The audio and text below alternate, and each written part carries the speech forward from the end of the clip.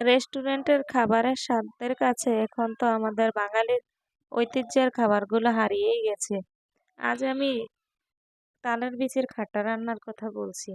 এখানে আমি কয়েকটা তালের বিচি নিয়েছি। তালের বিচিগুলোকে আমি কিছুটা পরিমাণ চিনি দিয়ে এখন ভালো করে জাল করে নিব। জাল করে তারপরে আমি এর মধ্যে কিছুটা পরিমাণ পানি এবং ১ মুঠো পরিমাণ সাবু দিয়ে দিয়েছি।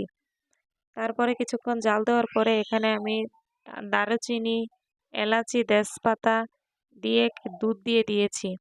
দুধ দিয়ে নেড়ে-চেড়ে দিয়ে আমি তারপরে এখানে আমি নারকেল কোরানোগুলা দিয়ে দিব। নারকেল কোরানো দিয়ে আমি ভালো করে জাল করে নিব।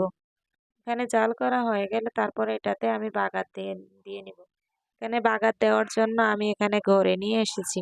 এখানে আমি বাগার দেওয়ার জন্য তেল দিয়েছি। তেলের মধ্যে আমি পেঁয়াজ কুচি দিয়ে পেঁয়াজ কুচিগুলা ভালো করে লাল হয়ে গেলে আমি এখানে জিরা দিয়ে ফোড়ন দিয়ে নেব।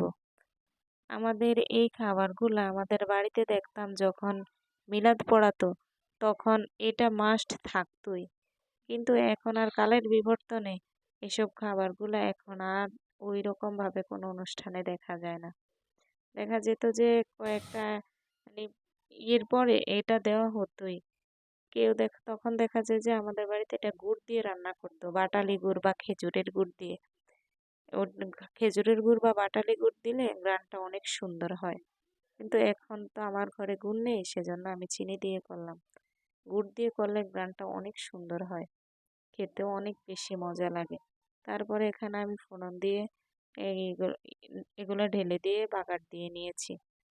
আমার কাছে খুব ভালো লাগে এগুলা। তো হয়ে গেছে আমার খাট্টা রান্না। এবার একটু কয়েকটা বলক আসলেই হয়ে যাবে। তারপরে এখানে আমি এখন একটু লবণ দেখে নিব যে মিষ্টি হচ্ছে কিনা, লবণ হচ্ছে কিনা। যদি মিষ্টি না হয় আর একটু চিনি দিয়ে দিতে পারেন। আমি এখানে আমার একটু মিষ্টি হচ্ছিল না, তাই আমি আবার একটু চিনি দিয়ে দিয়েছিলাম। আমার এই ভিডিওর কোথাও কোনো অংশ যদি একটুও ভালো লেগে থাকে, প্লিজ একটি লাইক করে কমেন্ট করে জানাতে পারেন ভিডিওর ভালো এবং মন্দ দিক। ভিডিওর মন্দ দিকগুলো ধরিয়ে দিলে শুধরে নেওয়ার চেষ্টা করব। তারপর সকালে আমি একটু শীতের দিন তো একটু সবজি খিচুড়ি রান্না করব। এখানে আমি কয়েক ধরনের সবজি কেটে নিয়েছি। আর আমার কিছু ফ্রিজে মাংসের ঝোল বা মাংস একটু রাখা ছিল, সেগুলো দিয়েই আমি খিচুড়িটা রান্না করে নিব। সব কিছু আমি একসাথে প্রেসার কুকারের মধ্যে নেড়ে চেড়ে দিয়ে ভালো করে কষিয়ে পানি দিয়ে তারপর আমি খিচুড়িটা রান্না শেষ। তারপর আমি প্রেসার কুকারের মধ্যে সব কিছু দিয়ে ঢাকনা দিয়ে দেব। এভাবে শীতের দিন খিচুড়ি খেতে অনেক মজা লাগে। ধন্যবাদ সবাইকে আমাদের ভিডিওটি দেখ। আল্লাহ হাফেজ। আসসালামু আলাইকুম।